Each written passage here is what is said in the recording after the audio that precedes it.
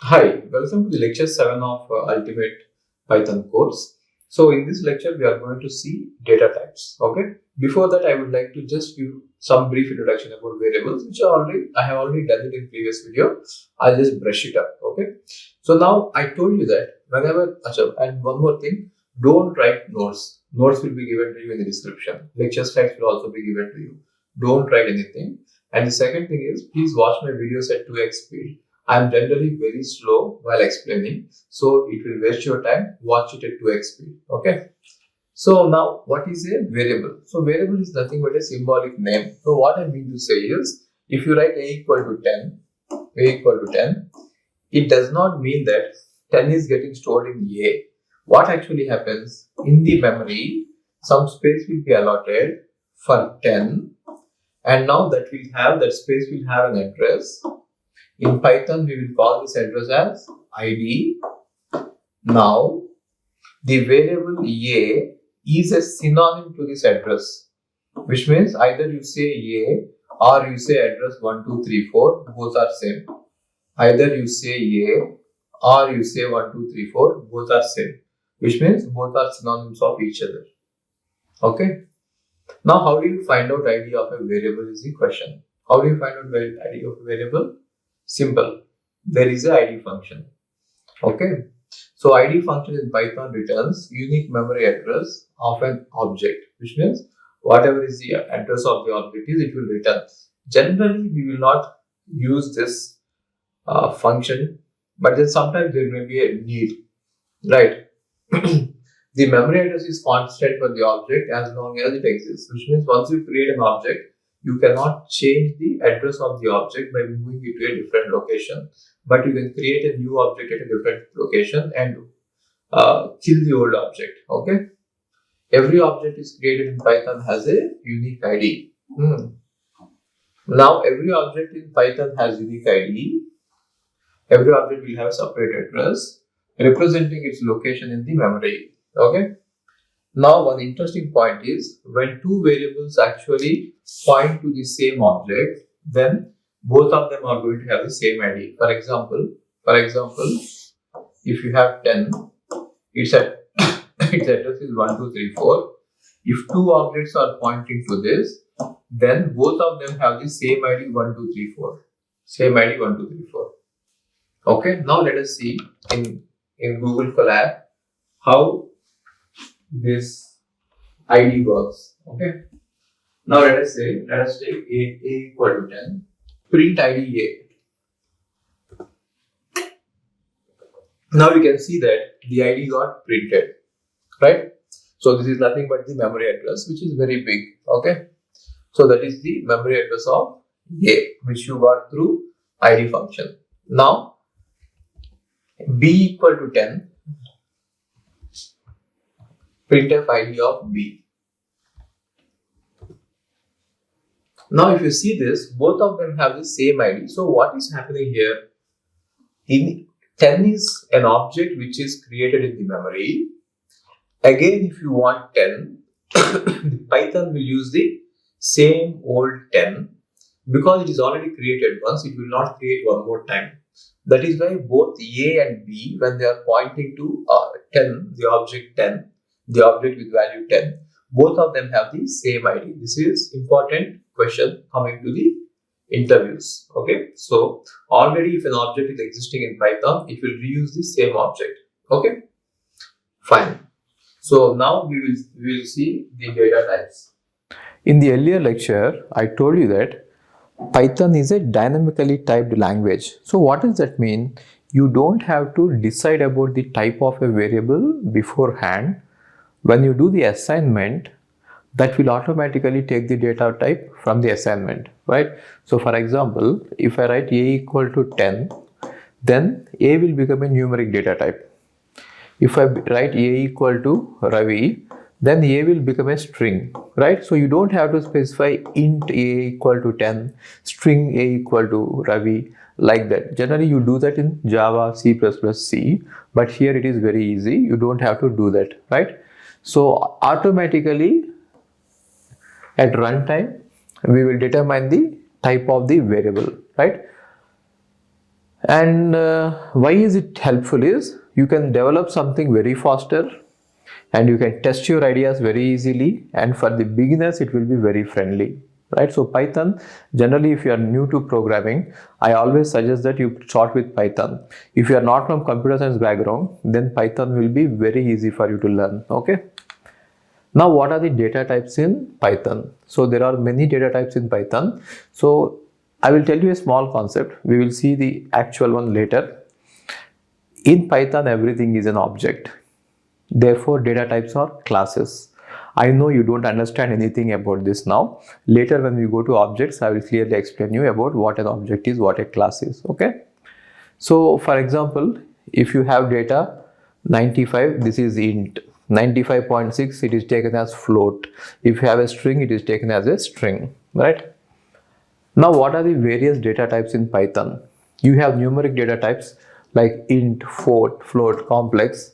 You have sequence type like string, list, and tuple. You have mapping type like dictionary. You have Boolean. You have set type like set and frozen set. You have none type like none. Let us see about numeric first. Okay, numeric. So why do we need the data type of an object? It is because you can define, or once you have the data type of an object, then you will know what are the operations you can perform on that object, right? For example, if I have A, B, if I have A and B, two are integers, their data type is integer, then I can perform addition on them. So that is why data types are important. They say what are the operations we could perform on the data based on the data type. Okay. So now can you increase the font a bit? Okay. Now x is 10, y is 9.8, z is a real number, 1j. Sorry, it's a complex number, not real number. Z is complex number. Now if you try to print the type of x, y and z, now you are going to see the type is int, the type is float, the type is complex. But then you are going to see class, class and class. What does that mean? Integer is a class, float is a class, complex is a class. What I mean to say is, integer is a class, and whenever you create an instance of the class, that will become an object. For now, don't worry about classes and objects. I will talk about it in detail in next lectures. Okay. So now let us continue to the next data types. You already know what strings are. Strings are nothing but a sequence of characters. For example, if you write like this, hello world, that is a sequence of characters. And even there will be special symbols that can be used in strings. For example, these emojis, they also are present as Unicode characters. What is Unicode? It is not required. But you can think of string as a sequence of characters, and every symbol will have a number with them.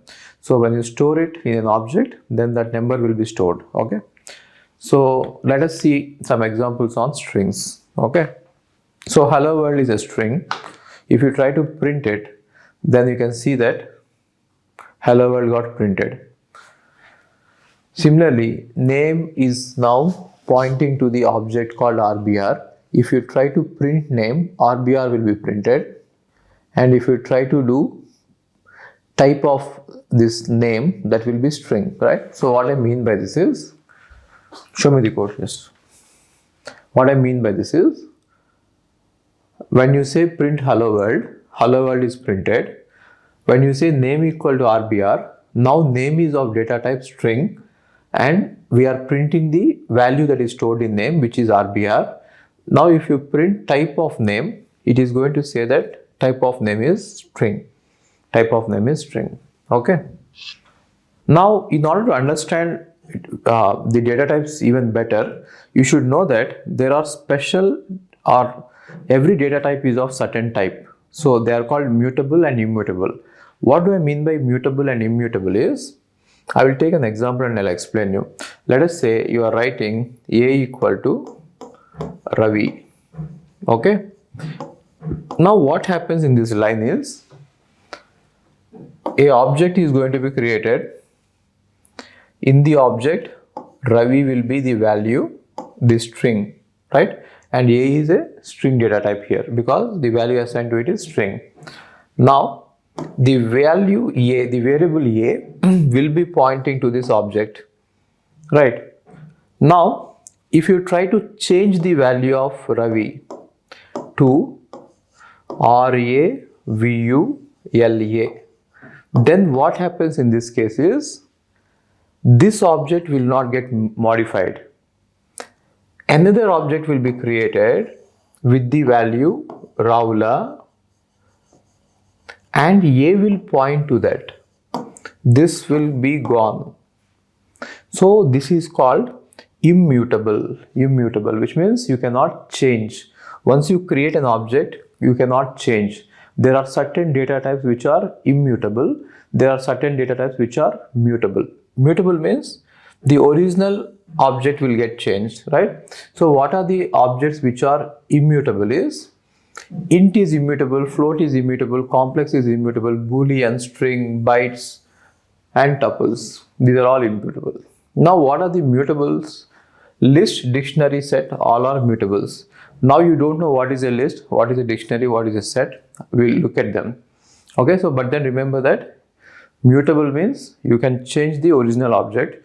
Immutable means you cannot change the original object, but a new object will be created. Okay. So we will see what list is. Okay. What is list? So I will show you what list is and then we will see. Yeah. So list is mutable. List is a collection of what is a list? List is a collection of elements which are ordered and mutable, and it can take multiple data types. It can contain multiple data types. We will see the example now. Okay. So a list is a collection of elements and list is ordered and mutable. Ordered means 1, 2, 3 like that you can write. It is ordered. Set is not ordered. In a set you cannot say which one is first element, which one is second element, right? So for example, this is a list, right? In the list, first element is RBR, second element is a number, third element is a float, fourth element is a Boolean. It does not mean that all of them have to be different. You can have only strings, only numbers, only Boolean values, only floats, anything, but it can also contain a combination of it, right? So now if L is a list which is containing all these elements, if I try to print it, I am getting all the elements, right? You can also index it.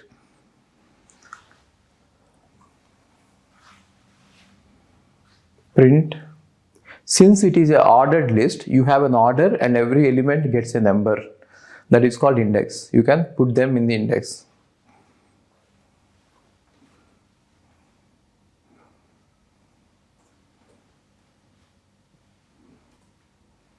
Two are enough, okay. 0 and 1. So you are trying to print 0th element and the first element. So 0th element is RBR and the first element is 2015. Okay.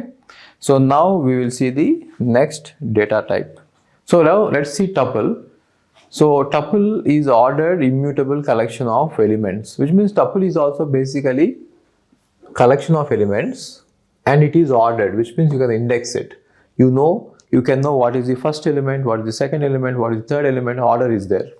But in a set, there won't be any order, right? In a set, it is unordered. Now, immutable. What do I mean by immutable? Once you create it, you cannot change it, okay? So, some of the characteristics are, one is it is ordered, so we can access the element using index values. 2 is we cannot update the items to a tuple once it is created. Once you have created the tuple, you cannot update the values. Similarly, you cannot append or extend, which means the size of the tuple is going to be fixed after it is created. You cannot extend it. And then we cannot remove the items from the tuple once it is created. So deletion is also not allowed. You cannot do anything. Update the elements, increase the elements, delete the elements. You cannot do anything. If you want to do that, create a new tuple. Now let us see in Colab how this is working. Okay. So here tuple equal to, you are going to use these brackets, normal parenthesis, and you can put all the values there, RBR 2015, float, true, everything. Now if you try to print it, you are going to see RBR 2015 9.8 and true. Okay. Now, if you want to index, which means if you want to print some particular value of the tuple, you can do indexing like this, T of 0, T of 2, right? So what you see, RBR is T of 0 and T of 2 is 9.8, that is why it is printing, right? Now if you try to change it, if you try to modify it, if you try to update it, it will not work. For example, you cannot say tuple of 0 equal to Ravi. Already 0 is RBR, which is fixed. Now if you try to change it, you will get an error. You will get an error, which is type error. So errors we will see later. What is the type error? We will see later. Okay, now let us move on to the next data type. Now let us see mapping data type, dictionary. So actually dictionary stores key value pairs. So what do I mean by key value is, let us say key is 1, value is A. This is a key value pair. Key is 2, value is B. Key is 3, value is C. This is a dictionary when you have key value pairs. So all the 3 key value pairs are stored in the dictionary. Key can be anything, value can be anything. It can be number, float, string, anything, that's okay. Now, after creation of a dictionary, you can actually modify it. So it is called mutable. It is called mutable because after creation of a dictionary, you can change the values. Now let us see in the collab, let us see some example, then you will understand it better. So it is mutable. Mutable means you can change it after creation. For example, this dictionary is a dictionary which has 3 key value pairs. Now if I try to print it, it is going to print all the 3 key value pairs.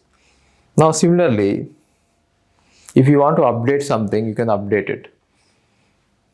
For example, you can also print by taking some key. Let us say brand. If I print this dict of brand, then Ford will be printed. Look at this, Ford has been printed, which means you can print the values by taking the keys, right? Then you can also update the existing key value pairs. So let us say I want to change the brand from Ford to BMW. Then you are going to say this brand equal to BMW. Now if you print it, you are going to see BMW is the brand, which means it is mutable. It is mutable, right? Now what can we do? There are a lot of operations that you can do on list, which we will see later also. So for example, now there is no color there. You can add a key value pair, not just changing the value. You can add a key value pair. For example, color red, it will get added. Now we have given the color equal to red. Color will be added as a key, value will be added as red. Color will be added as key, value will be added as red. Right. So you can see this. Color is added. Color is the key, value is the red. Okay. So now we will see the next data type. So now we will see set. Now it is like mathematical set. In mathematical set, duplicates are not allowed and the elements are not numbered, right? It is not like a tuple. Elements don't have any numbering, which means you cannot use the index number to get an element of this set. Okay. So what I mean to say is a set is this is very important. Set is unordered, which means there will be no ordering. You cannot say I want 0th element, I want first element. You cannot say that. And then it is a collection of unique items, which means there should not be any duplicates. You cannot have same thing 2 times. That is what. And then it is generally defined by using a curly brace or a set function. Now what are the key features here? What are the key features of set is? One is there are no duplicates. I will show you what happens if you add a duplicate element. And other is it is unordered, which means, I told you, right? So you cannot number the elements. it is mutable. This is interesting. It is mutable because after creation of a set, you can actually change the contents of the set, add an element, delete an element. You can do a lot, right? And it is very efficient. So it is optimized for fast membership testing, which means if you want to find out whether an element is present in the set or not, it is very, very easy. Okay. So now we will see in Google Colab how set actually works. So now you have my set is a set and you have apple, banana, cherry in it. Now let's print it. If you print it, you are going to see apple, cherry, banana. Actually, there is apple, banana, cherry, but then it came as apple, cherry, banana because there is no ordering. You will get in any order, right? Now let's try to add apple 2 times and now print it again. See, apple was added only once. It is not getting added 2 times. Now, if you do myset.add, if you want to add a new element, you can add a new element, myset.add. So these functions which are associated with sets, we will see them later, okay? So if I'm adding orange and I got orange, right? Now we'll move on to the next data type. Now let us see frozen set. Frozen set is actually a set, version of the set, but is immutable, which means you cannot change a frozen set. In set, we are able to change it, but here we cannot change it, right? So frozen set is a immutable version of a set. Once you create it, you cannot modify it. Now you can define a frozen set by the function frozen set. It is immutable, which means you cannot change it. All the elements are unique, which means you cannot have duplicate elements. It is unordered, which means you cannot do indexing. You cannot ask for 0th element, 1th element, 2nd element. It is hashable. What is hashable, we will see later. For now, don't worry about it. Okay, we will see that later. Now let us see in Google Colab an example of frozen set and see how it behaves if you try to change it. Okay, so now that is a frozen test. So this is a frozen set. We have defined the elements apple, banana, and cherry, and we made a frozen set from it. From a list, we have taken the list and we have made it a frozen set. In fact, you can also directly make it frozen set of the elements. Okay. Anyway, it is a frozen set. Now let's try to print it.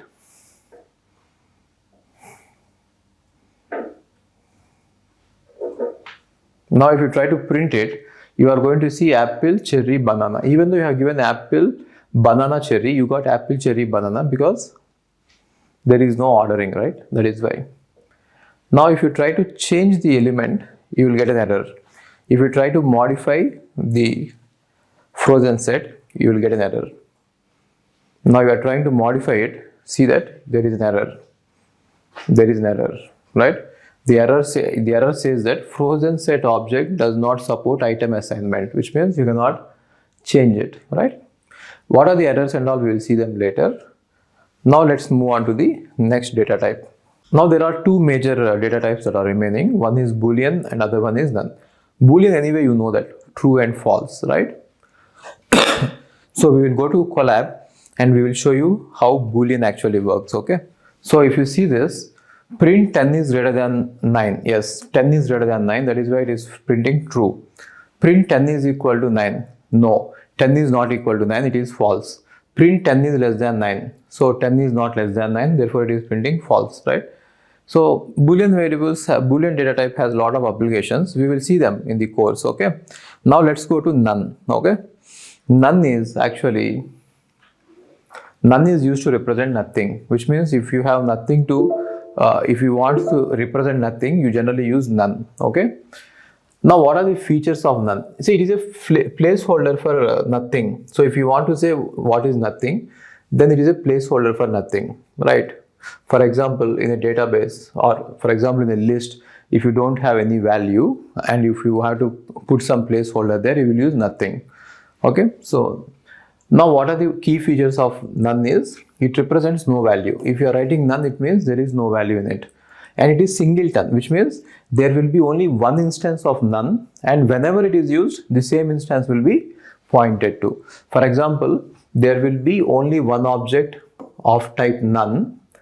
Now any number of variables who wants to access this element will all point to none, right? Now if a function doesn't have any return type, then the return type will be none. If a function doesn't have any return type, it returns none. Okay, fine. That is all about all the data types. We have completed all the data types. Now let us see interview questions on this data types. Okay, let's see the interview questions. Both the addresses are same, which means in the same object the changes have been made. That is why this question is very important. Okay, so now if you observe it, see this, it is changes are made here. Even though the changes are made, the object is still at its same location. Okay, that is why it is important. Now what is the output of the below mentioned code? So what is the object? There is a list given. Now we want to test whether it is a list or not. X is actually a list because it is assigned a list. Now we want to see whether it is a list or not. So what you can use is, there is a function called isInstance. We will look at it at a detail later. Since we are talking about data types, I'm using it, but we will look at it in detail later. Okay, so isInstance x comma list. What does this mean? Is X a list? Yes, the answer is yes, that is a list, right? You can do it for any data type. Okay, you can do it is instance of x comma int or anything. Okay, now what is the output of the following code? So here we are doing something called as typecasting, which I will discuss again later. Now a float is taken and it is converted into an int, and if integer is taken and it is converted into a float. Okay, so float is converted into an int and int is converted into a float. What is the output of the below mentioned code? Okay, so there is a list. Now we are converting that list into a tuple, and then we are taking that tuple and converting it into a list. So you can typecast between anything. List and tuple you can typecast, int and float you can typecast, right? So we will again see this topic in detail later. For now, don't worry about it. Guys, we are really working hard to bring this course to you. I and my team are working really hard. So all that I can ask you is to subscribe and do comment, like, share, tell your friends about it, and grow the channel. This channel is not mine, it is yours. Okay, thank you. If you want to take my GATE classes, we go to the website Ravindrababu.in and you are going to see all my GATE classes available there. Okay, so coming to the classes, they are all recorded. Why am I doing recorded? Why am I not doing live classes? Is I have thousands of students registering for my courses every year, but then if I conduct a live class, only 20 or 30 people will be there. 20 or 30, that's it. Maximum is 40 I had. The reason is, live classes are little bit wasting your time. See, you cannot watch a live class at 2x speed. You have to watch at the pace at which I teach. Generally, I will be very, very slow while teaching. So if you can go through the live classes, you can watch them at 2x speed and you can complete the syllabus very fast.